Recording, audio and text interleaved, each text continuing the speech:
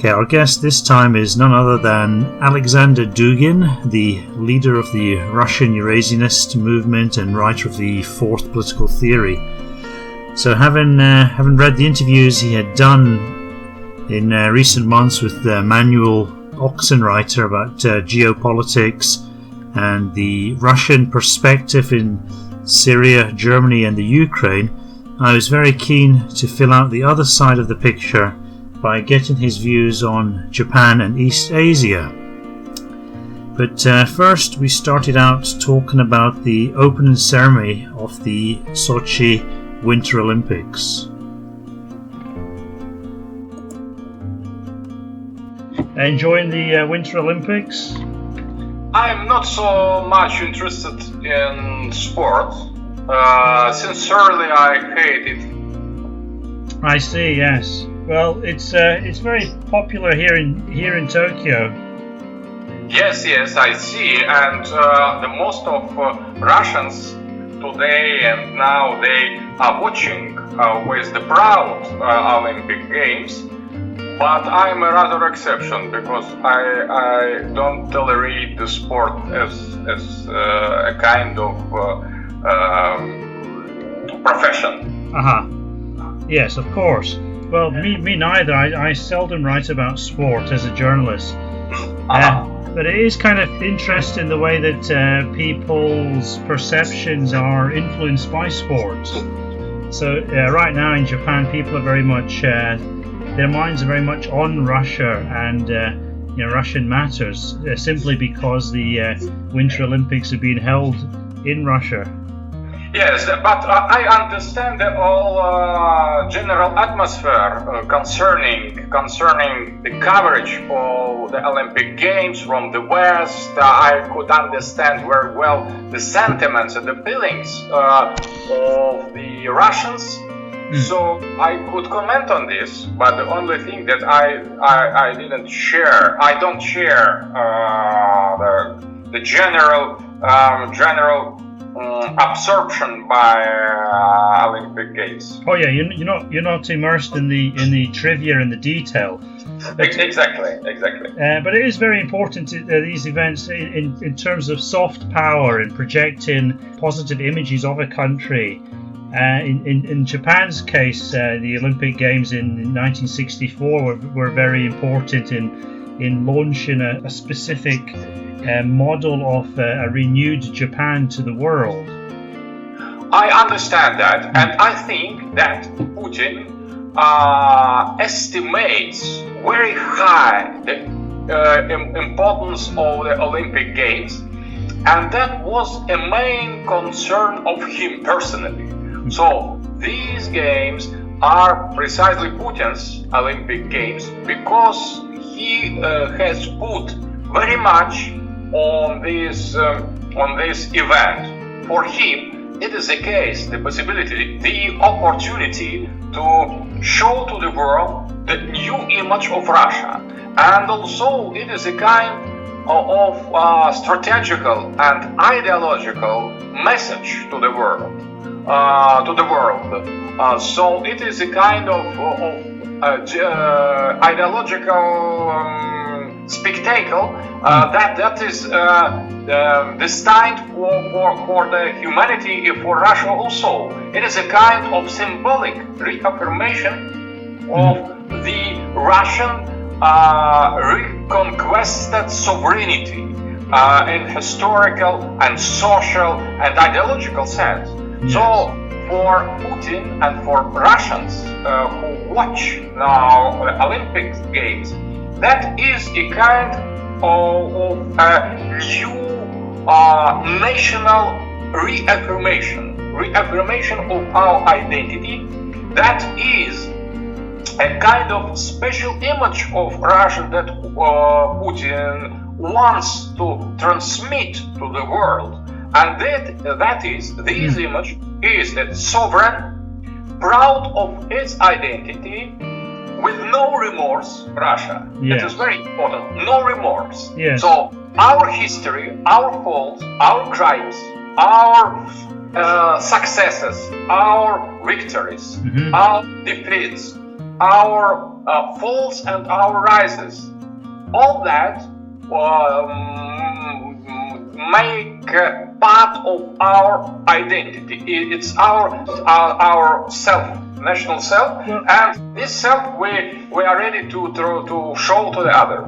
Yes, well, very much so, isn't it? Because people tend to think of Russia in terms of a kind of winter country, as a kind of snowbound, romantic-looking country, and so the images from the Winter Olympics seem to be kind of like emphasizing that aspect. And of course, Russian sovereignty has also been secured by such factors as the Russian winter, which helped to defeat invaders.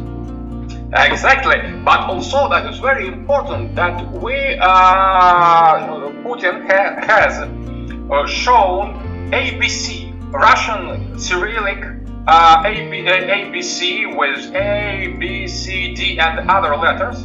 Yeah. And what is important, which words were chosen for stress, for illustrate these letters. And for the letters E, Russian, English I, Russian E, was chosen empire.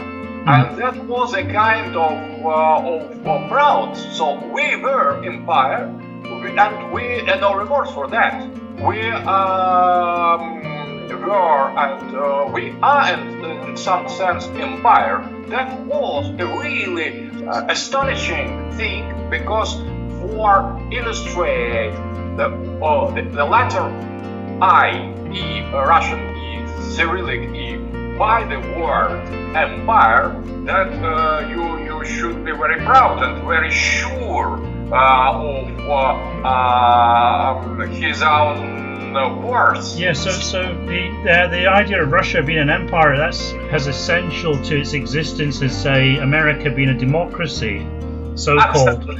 Absolutely. So, and we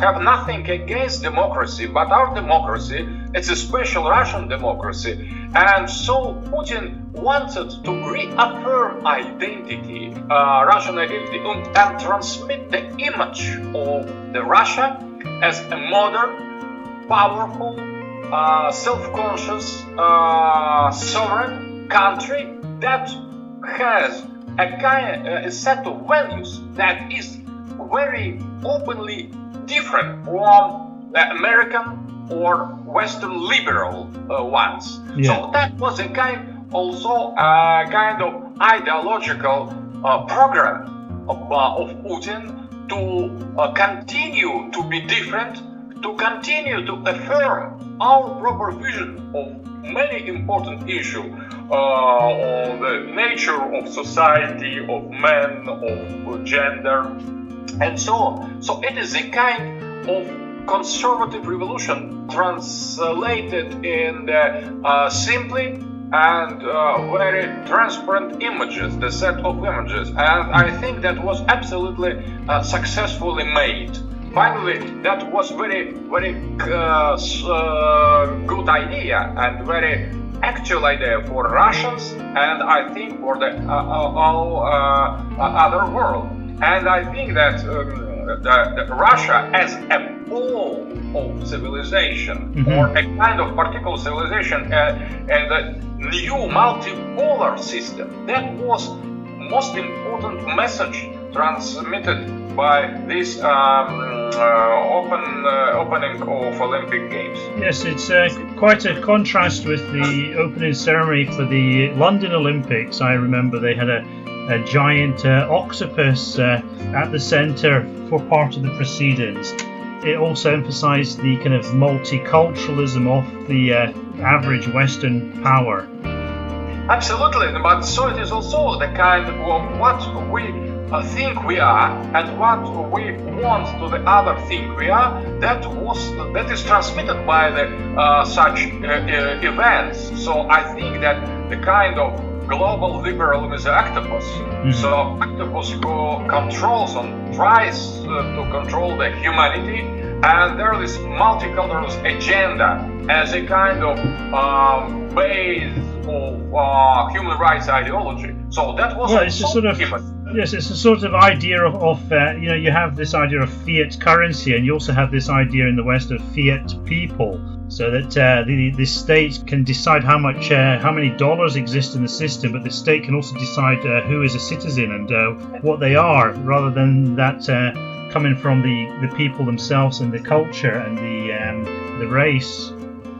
Yes, exactly. So one of the other things that maybe was probably more powerful than people might realize was the image of a kind of homogeneous country in some ways, racially speaking, that the Winter Olympics and the opening ceremony projects to a country like, say, America, which is, every day they live with racial tensions, racial awareness, stifled racial awareness, but it's always there, breathing over their shoulder. And when they see something like the opening ceremony, and all the people are obviously from the same country and the same culture, then that must send a very kind of disturbing message to a country like America, which is inherently quite unstable in those terms. Absolutely, but also I would like to stress one point, that our homogeneity, it is not a kind of artificially constructed nation. It's a kind of, it is pluripolar, multipolar homogeneity, because we have different cultures, different ethnic groups, but in the main question of identity is a kind of integral for all them. That it's a kind of manner to put together different ethnic groups and give to them the common identity. So Russian people is homogeneous on one hand and multipolar on the other hand. So we could unite both approaches without any form of multiculturalism. We don't say that any ethnic group are equal, but we conserve the minorities. We respect the minorities, and we try to find for them the decent place in the whole society. It's very important. It is not Soviet nor Putin's idea. It was a kind of natural development of Russian society. There was, from time to time, some tensions, but it is always that happens with any kind of society. In one family, we could have some tensions and quarrels and so on, but finally it is a kind of family. Russia is familiar empire based on the principle of the family. Yes, it's the differences between multiculturalism in Russia, because there is a kind of, as you said, a kind of Russian multiculturalism, but it's very different from the Western multiculturalism. In Western multiculturalism, the differences are inherently at each other's throats. And so, therefore, the state has to evolve in such a way, has to pry them apart and to sort of control both of them. And so the Russian sense of multiculturalism, it seems, in some ways, it kind of reminds me of the idea in Japan of Shintoism, where you have all these kind of different gods, and they don't all have to logically make sense. Each one has his own being and his own space, and they're not forced to sort of come together in some grand, all-embracing synthesis.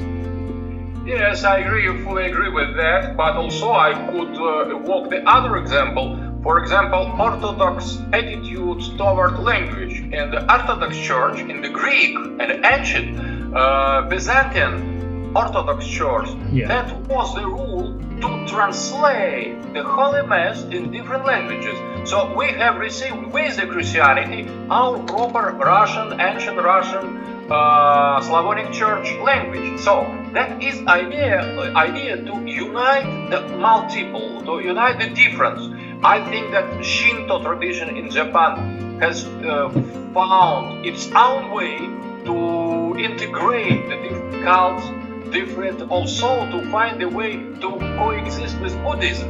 Yes. That wasn't so easy. I have studied a little bit the history of Japan, and I have arrived to the conclusion that it was a kind of very important and meaningful dialect between Buddhism and Shinto that had different phases, different epochs, but in the whole, that was a kind of lasting and profound metaphysical dialect. So it's very important to recognize diversity without losing its unity.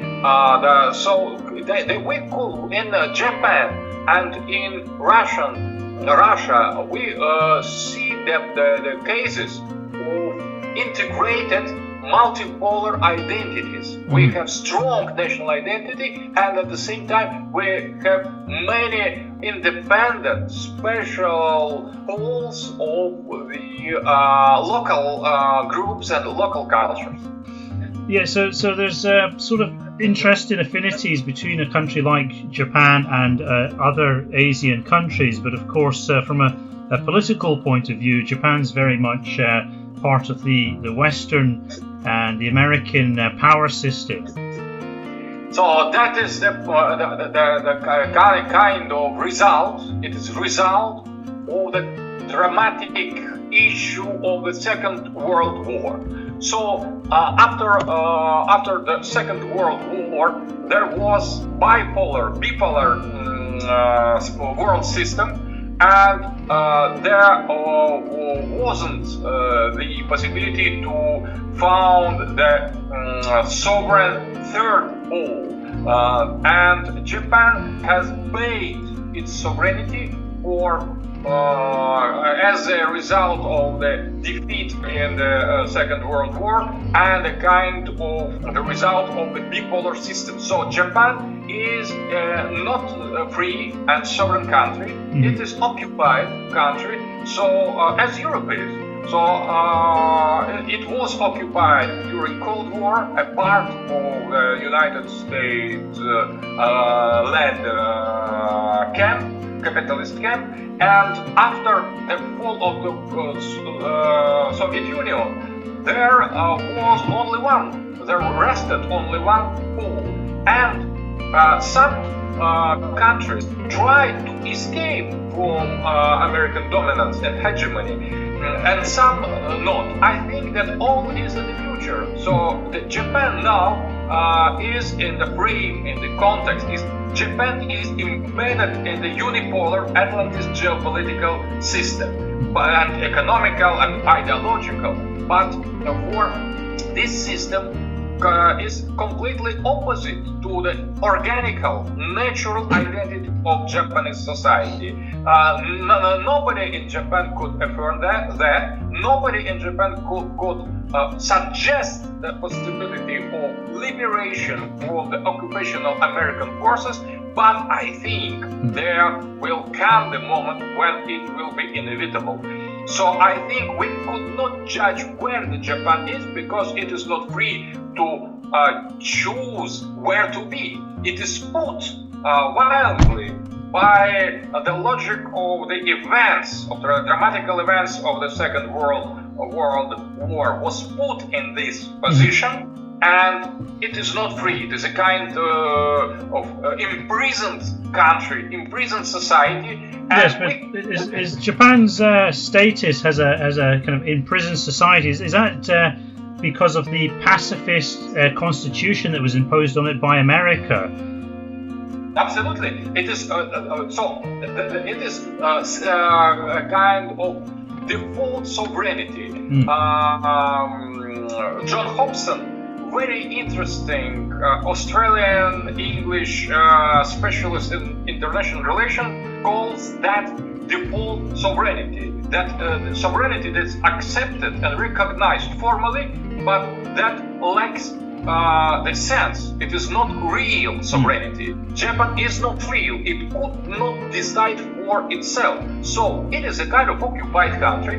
And as Germany, politically speaking, actual Germany that was divided by two occupational forces. And when Russian occupational force was withdrawn, so that rested the only one American occupational forces. So I think that after the Second World War, Japan and Germany were deprived of their sovereignty.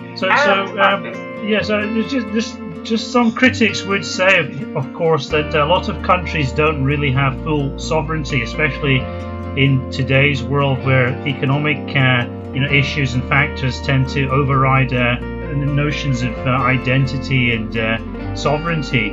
And there's lots of little countries that obviously can't really control what's going on around them. But it sounds like what you're saying is that countries like Germany and Japan are substantial enough countries that they should have more power than they in fact do have. Yes, I agree. That's, for example, Krasner, American political scientist Krasner, has written a book that is called Sovereignty Organized Hypocrisy, or Krasner.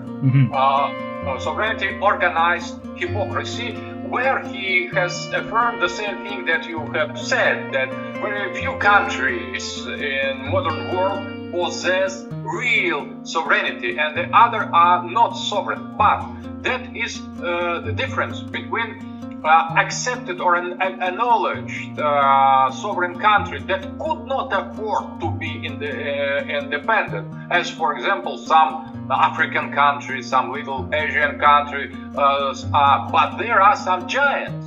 Germany and Japan are not only countries in the usual way of speaking. They represent two civilizations. They are giants, and it is a kind of injustice because Japan wanted maybe too much sovereignty during the 30s and during the Second World War, but Japan is deprived of any sovereignty. There is a kind of logic that we need to recognize. For example, we could not put Russia, and never it was possible for any foreign country to put Russia under control. So it is inherently sovereign. For us to be sovereign, to be Russian is the same thing. Maybe as for English people, you have created the greatest empire in the world, and your dream was global sovereignty. Our dream is global sovereignty, but we could not deprive the countries with the real possibility organize local or regional sovereignty to do that. We could not dream to have Japan always under control. One day will come that Japan will go out of this position. It is inevitable, as well as Germany. Maybe now they are firmly held, and they could not have the possibility to start the liberation process. But one day will come that will surely they will do that. So, what's your view of the Abe government's moves to make Japan more, to sort of distance itself from the pacifist constitution and to also, to a certain extent, rewrite history in a more affirmative way for Japan? Some people might see that as the kind of first early stir-ins of Japan developing some kind of sovereignty or independence of its own that could then diverge from America. So, first of all, I am absolutely sure, as I have just said, that sooner or later Japan will be liberated from American dominance.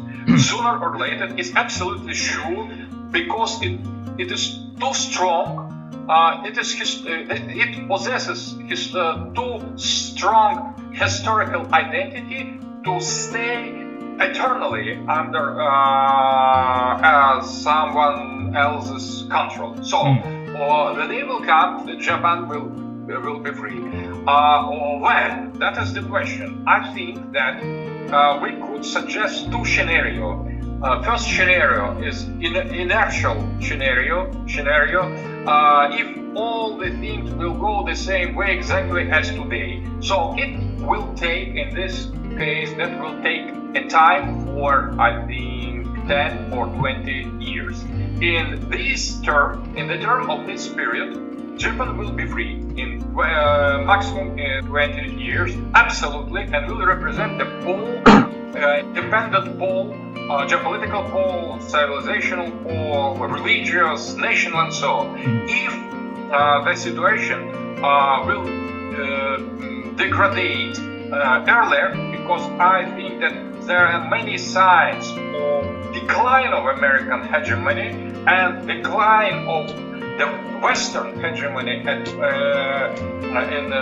general. So I could foresee that this moment will come earlier. So I think it is absolutely inevitable to Japan to reaffirm its independence. And I think that we are witnesses of the first step in this direction. But I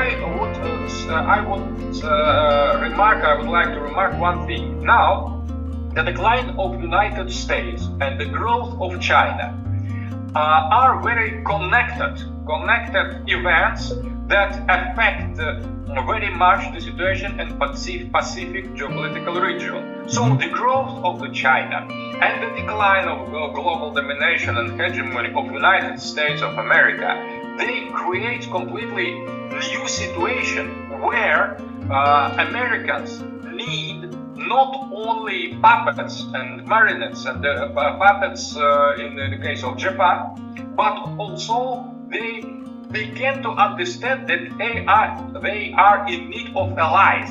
And I have read some analysis of Zbigniew Brzezinski, who affirmed that United States need to give to Japan the possibility to reaffirm itself as strategical regional power in order to stop or prevent the future growth of the China. So I think that we could not regard this step of the ruling party in Japan as a real sign of liberation from United States. Now it is a kind of continuation of pro-American game, but that is a new strategy, because before Japan was counted as a military base for United States and nothing more, as a kind of strategical space for presence in the Pacific Ocean. Yeah, like an aircraft carrier. Absolutely. So now they could not continue to behave. Americans cannot continue to behave themselves in such a way. So they are obliged to recognize a minimum of sovereignty in the case of Japan. They could not only give order, but they also give something in a response, something that would satisfy Japanese.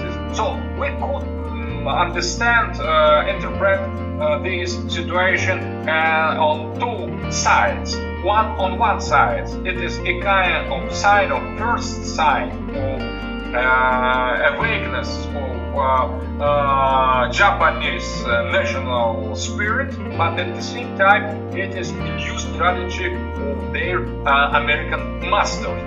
But it is very difficult for me to know better the balance. What is which side represent more? It is the question that we need to ask to honest Japanese cultural political analyst. That I have many doubts that he will answer as the truth, because it is difficult to know where the American strategy ends and where Japanese liberation process begins, because all that is hidden. It is hidden agenda. but nevertheless, I am one of the rare Russian analysts, political analysts, who would enjoy the growth of Japanese geopolitical power. I think we need Japan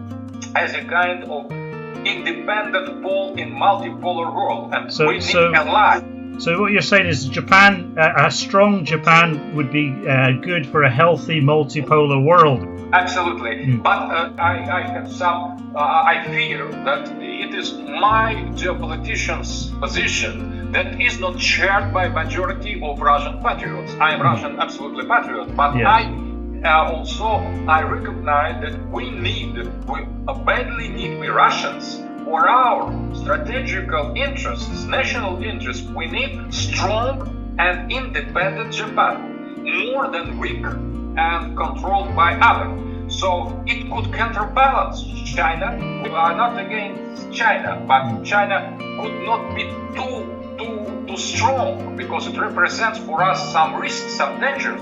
So if the growth of China will be balanced by the geopolitical growth of Japan, it goes in our interests. So we need to liberate, to help the Japanese to liberate themselves from American presence, not in order to install our control. It is impossible, and we have no will, no desire, no capacity, no possibility to make so. We need not Russian Japan, we need Japanese Japan. Because people would also look at it like, where do these different countries and powers have conflicting interests?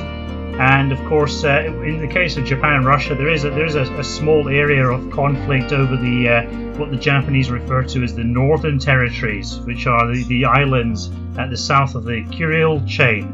But I guess between Russia and China, there's many more possible points of conflict.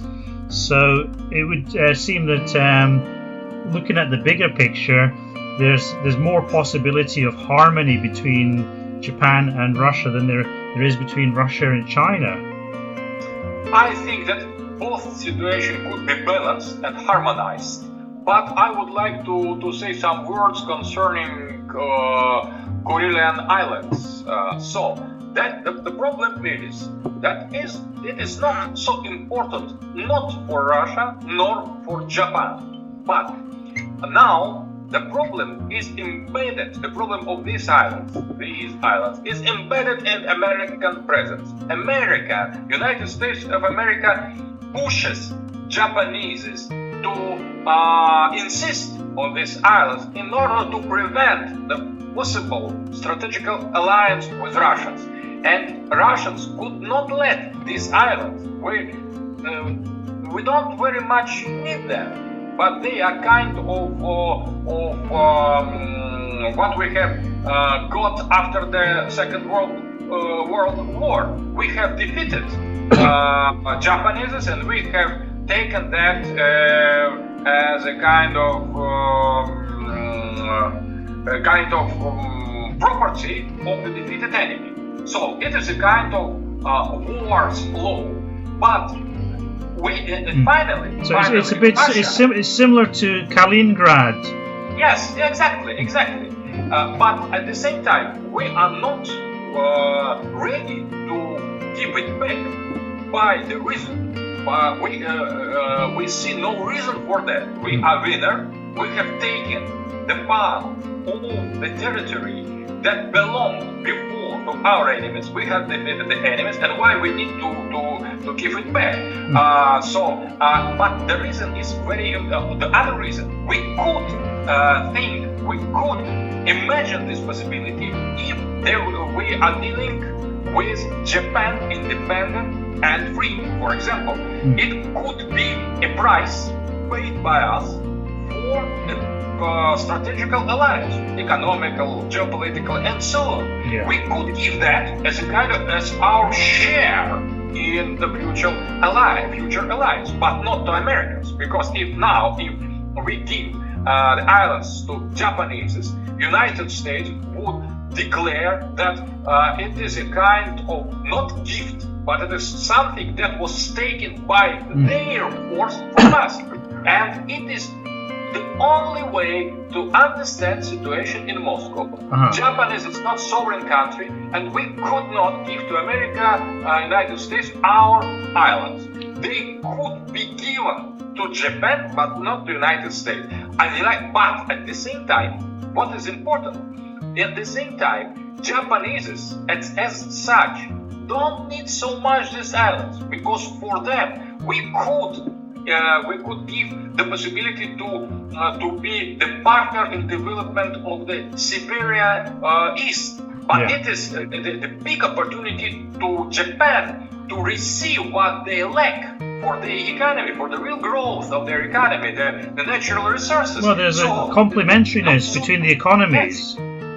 Yes, not so much islands, but at the stake there is the possibility of rise, economical and geopolitical rise of Japan. And so the island, we don't need them. Japanese is real, strategically thinking Japanese don't want them so badly. So the only American insists on this issue, and they are very glad that with the problem of the islands, we could not conclude the peace treaty with Japan. So it is a third part game, the island. We don't need them, we could give them to Japanese, but not to the American. But Japanese also, they don't need them. But they are obliged to follow the order of the master. They are not free. So we understand that, and we take the islands further. So you're just talking about economic factors there, and of course economic factors are always part of the kind of larger geopolitical game, and one of the things that gets a lot of attention in the Japanese media is the Trans-Pacific Partnership. So what's your view of that? Do you see that as another way that America has of trying to prolong its control? Yes, I think that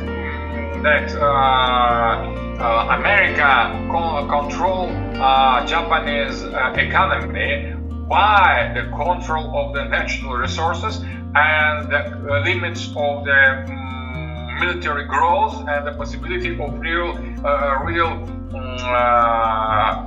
rearmament of the country. So when the Japan is limited in the growth and the access of the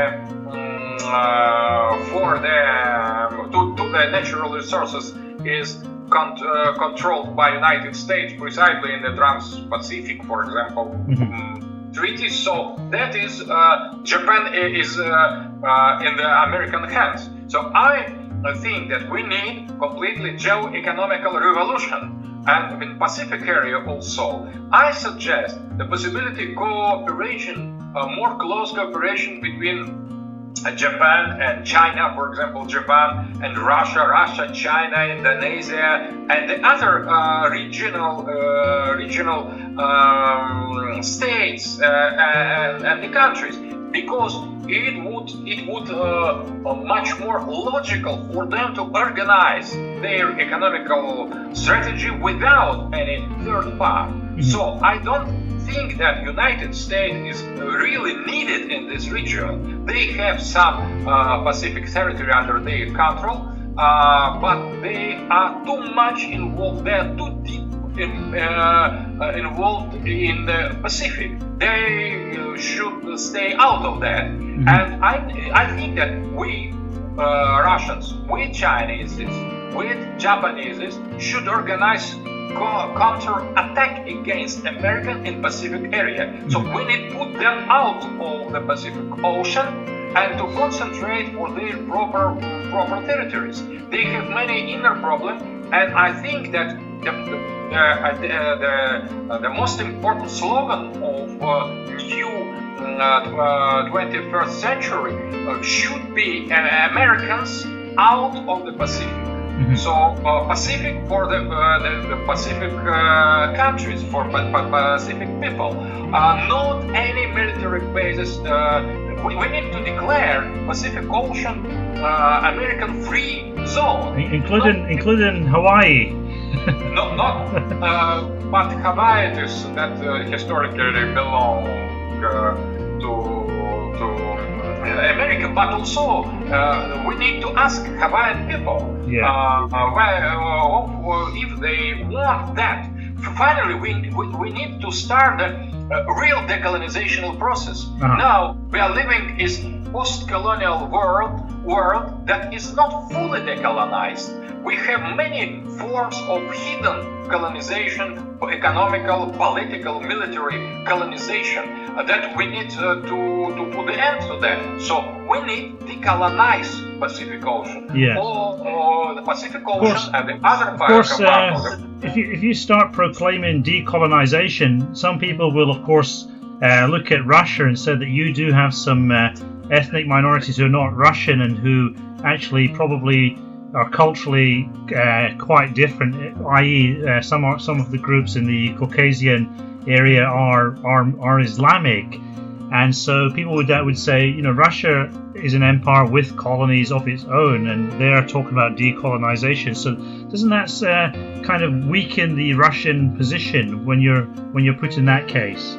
I think that Russia, not any national state, could eternally held its power over the ethnic minority.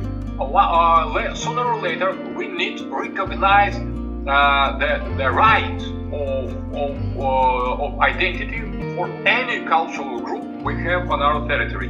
But we need to resolve that peacefully with a kind of dialogue and without third party. For example, now we see that United States, being colonial power and post-colonial power,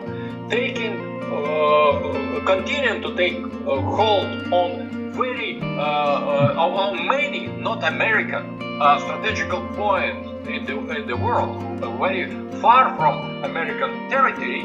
They try to convince all the world that Russia or China struggle against the rights of minority of their ethnic groups. So we need to be honest. We could try, or we could start, and we will start the dialogue of the letting more rights to different ethnic groups living in the Russian territory, in the parallel with the same from American decolonization. I agree that in the process of decolonization of Pacific region, Russia would also take some steps on the Eurasian territory, or so by decolonization, let's just be clear. You're talking about first America pulling out of places like South Korea and Japan and Okinawa and some islands in the Pacific. Yes. They controlled Guam. American Volga, they controlled Maluks, Detroit, and many other strategical points. And so they control politically, they control economically the great economical spaces. So it is there are different forms of colonization. We need to recognize the rights of any people and any society, primitive, archaic, developed, underdeveloped, super developed, too much developed, for their choice of their strategical and historical way of living. So we need to recognize the right of human being to be to conserve the diversity. This diversity is most important value. It is not diversity is not universal, because it deny the possibility of existence of unique measure for any kinds of society. But at the same time, it's something that we need absolutely recognize. And I agree that anti-colonization process could also be a little bit painful for us, but we need to accept that because we could not continue nationalist agenda, nor open nor hidden in the international affairs. But the question is, first of all, should be directed to United States of America as global hegemony. So, ending with this global hegemony could give us possibility to resolve many problems peacefully, because when, for example, Northern Caucasians try to affirm their rights to have more freedom and liberty in affirming their identity, immediately there is American ambassador, American ONG, and other artificial groups. So they start playing a proxy role for America without even intending to.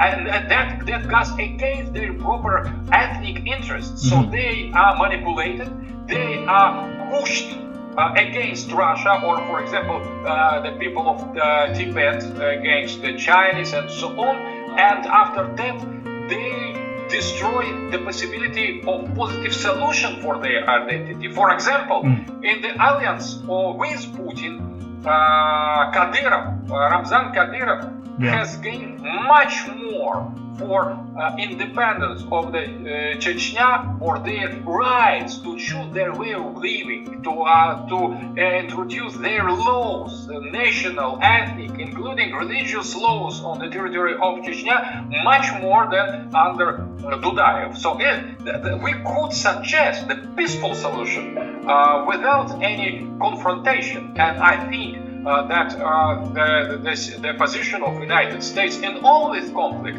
is a kind that prevents the force, the factor that prevents peaceful and positive solution. United States should go out of the world. They should concentrate on their proper political agenda. Too much of hegemony. Now they are ridiculous. They try to rule the world, but they could not afford to rule themselves. It is ridiculous. It is childish. But it is. But they're not going to stop, are they? Unless somebody makes them stop.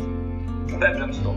I mean, they won't stop doing that until somebody makes them stop. I mean, because it's in their interest to keep the present system. So, struggling against American imperialism, we are not struggling against Americans. We are struggling for their own salvation, because now they are in critical situation. Some steps more in the defense of their falling down world hegemony, and they will be buried under the rest of this collapsing empire.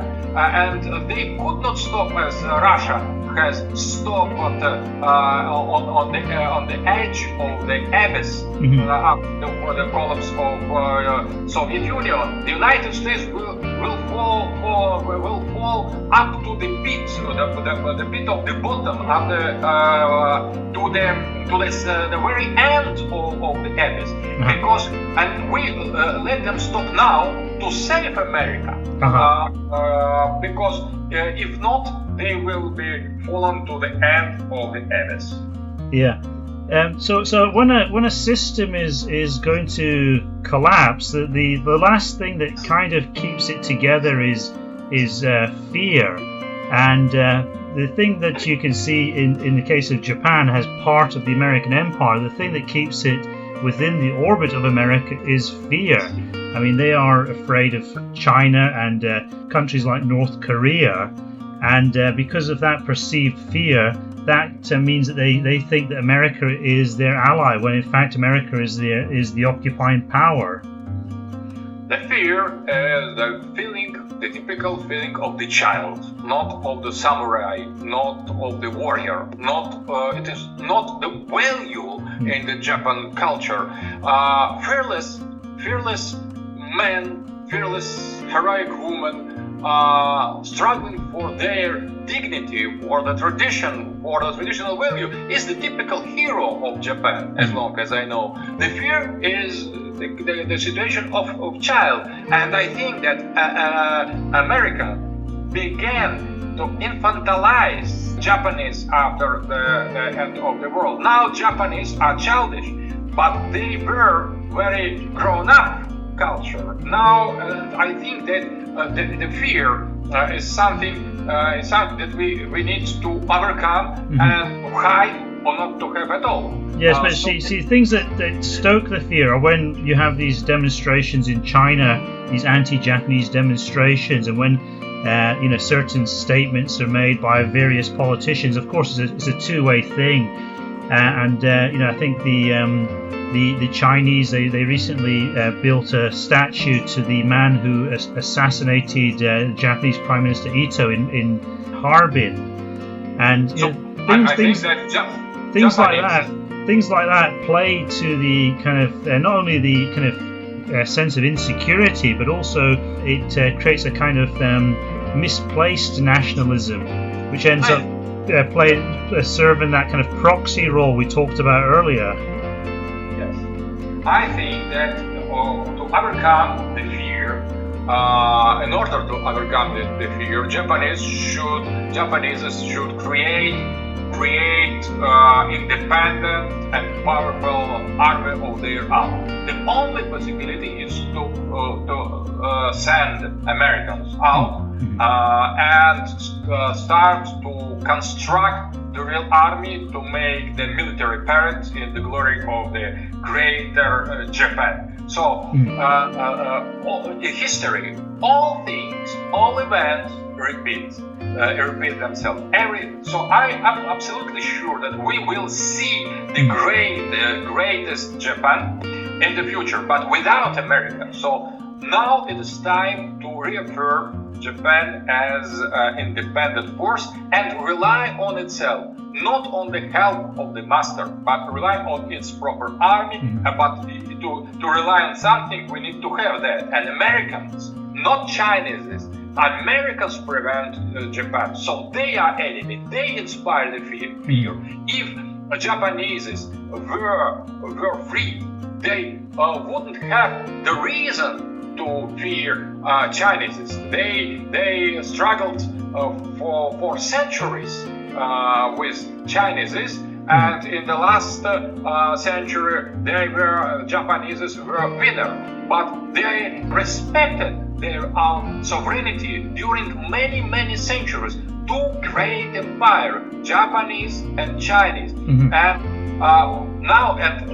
they also, for example, Japanese struggled very well against Mongolian invasion. Two times they won. And that was a kind. Well, they had a bit of help from the weather, as the Russians did against the Germans and the French. Absolutely, and the winter, the Russian ally also. So, but it wasn't the simple wind. That was the wind of God.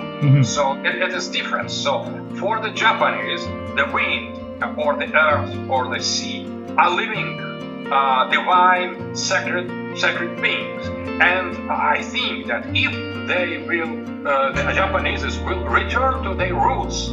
The gods will return also. The winds, the sea, the gods, the clouds, the mountains, the spirits, or the spirit of the nature, the Japanese nature will return to them. But with America under occupation, they don't want to return. The gods have left Japan, and they will return only if there will be no American control over this country. This country belongs to Japanese gods, and it is part of divine universe. It is a living earth. It is a kind of Amaterasu earth, and it should belong to gods, to Shinto, to Buddhas, to Japanese, to real masters, and not the fictitious and artificial masters as Americans. So I think with the help of the heroic warriors, Japanese spirit, Japan can defend itself against any danger. Yes. So, but only after America will go out. I think that Prime Minister Abe would probably agree with a lot of what you're saying, because he's a big believer in trying to inculcate that kind of spirit in the younger generation. I mean, one of the things that they're very much engaged in is historical revisionism. They want to rewrite history to make it more affirmative of Japan's role in the past, and to sort of create more of a national myth. And maybe historically the details might not be entirely accurate, but they're viewing it more for its effect than for its actual validity as historical truth. I think that the history is the interpretation. There is no such thing as positive historical fact. Historical fact is constructed reality, constructed by interpretation. So it is important to rewrite, or it is important to construct Japanese history. And the accuracy, it is a thing that is very doubtful, because for American version of Japanese history, or Russian version, or Chinese version of Japanese history, there are completely other facts, historical facts. For us, Japanese history is seen, for Russians, is seen differently, but that doesn't mean that our version is more accurate than Japanese. Japanese should have Japanese history, and for Chinese should have Chinese history. But of course, Russian history, yes, and of course, it's our right to construct our history. Yes, but of course that means that when it comes to the details and the various incidents in history, for example, the Nanking incident, as it's known in Japan, and the Nanking massacre, as it's known in China, the number of people who were killed there will vary greatly, depending on whether you read a Japanese history book or a Chinese history book. But they were the enemies. So enemies should be won. So that in the war there are many moments of injustice and violence, and what the Greeks called hubris.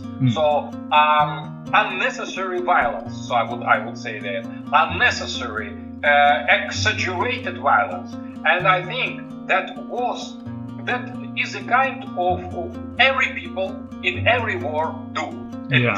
So Americans destroyed all the population, native population of Northern America. British has destroyed the great number of Indian in the Bengali during the hunger. So maybe Japanese or Russians also, we have committed many unjustful and exaggeratedly violent acts. But it is a part of our history. The other made the same for us, and we could not write completely balanced or objective or accurate history, because we don't need to know too much about our fault. We should on the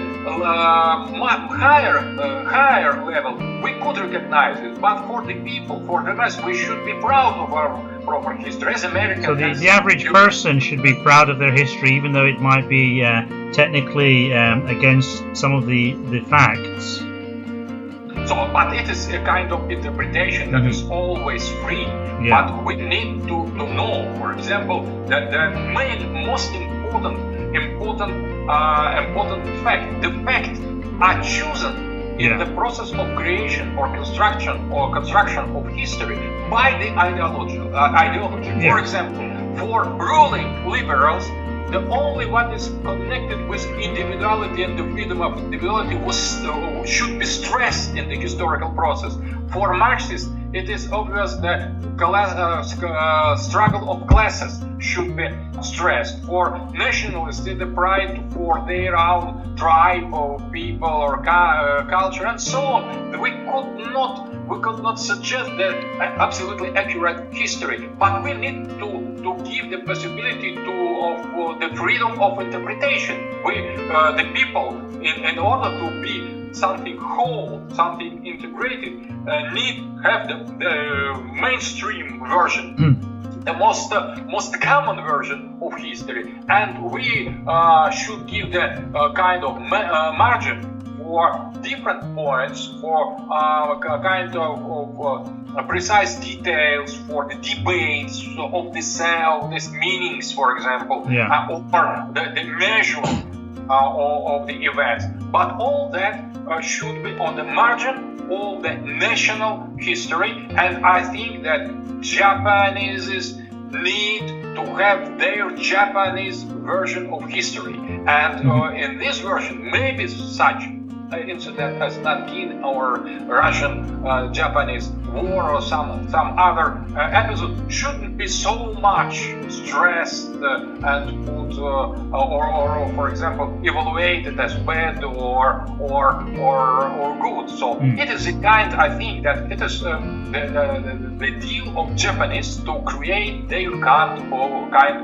of history, but this history should not be American or liberal. That's right. Well, countries people should believe in the country, and if they have this very kind of negative view that we were this evil country and we did all these evil acts, then of course that will interfere with the country's sovereignty and its sense of itself, and leave it open to control and domination by other powers. And that seems to be the case it's definitely with Germany, very, very obviously, but also to a certain extent with Japan. And so the moves in Japan to kind of create a much more positive history are, in effect, a challenge to American control.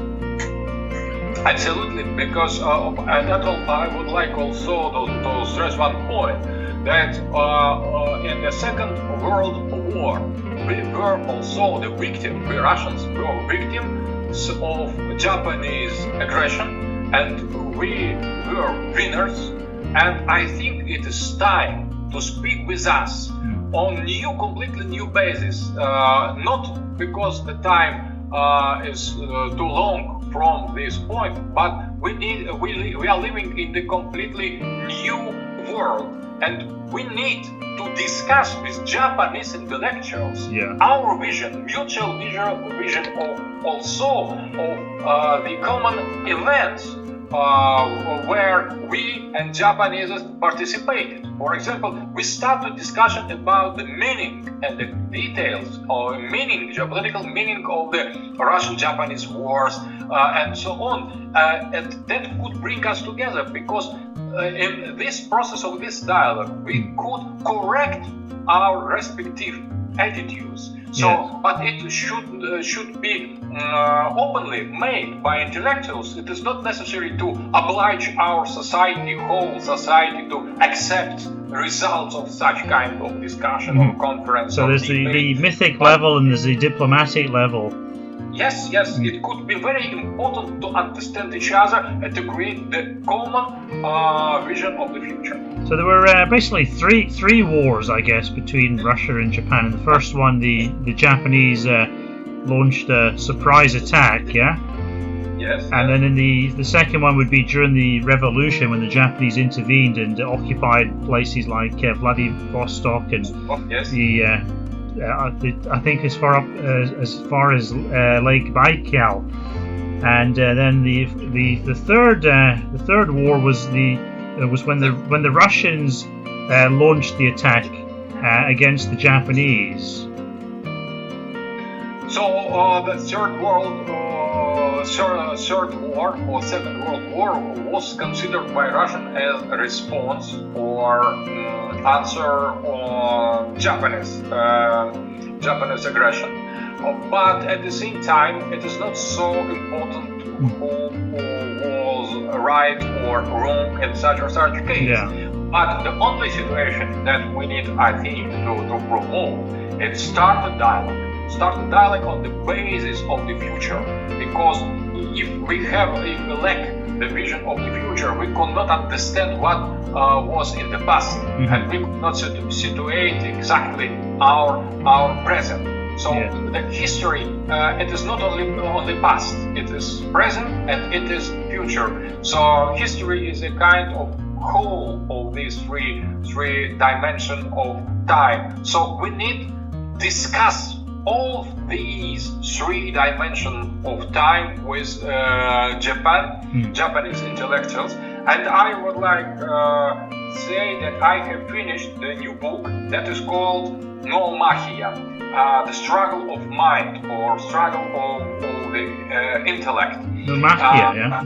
Noomachia, Greek word, the struggle inside of intellect. And I have dedicated one part of it. It has 5 volumes, more than 4,000 pages, and one part is dedicated to Japan and to its logos, to its civilization that I have described with great admiration.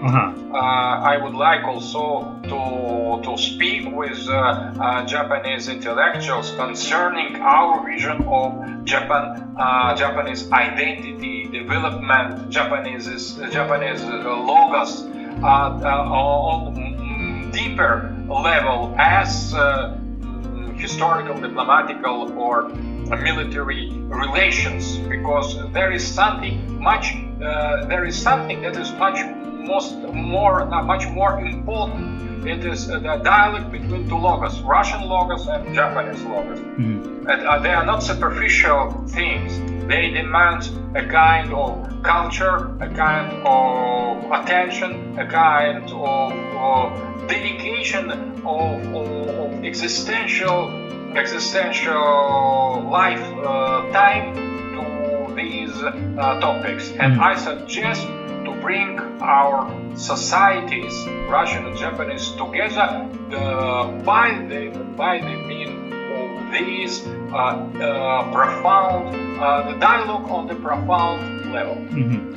Is there a plan to translate the book into Japanese or English? In English, absolutely, because it is not yet decided who will accomplish this huge task, because it is too big. But 20 times longer than the fourth political theory, isn't it?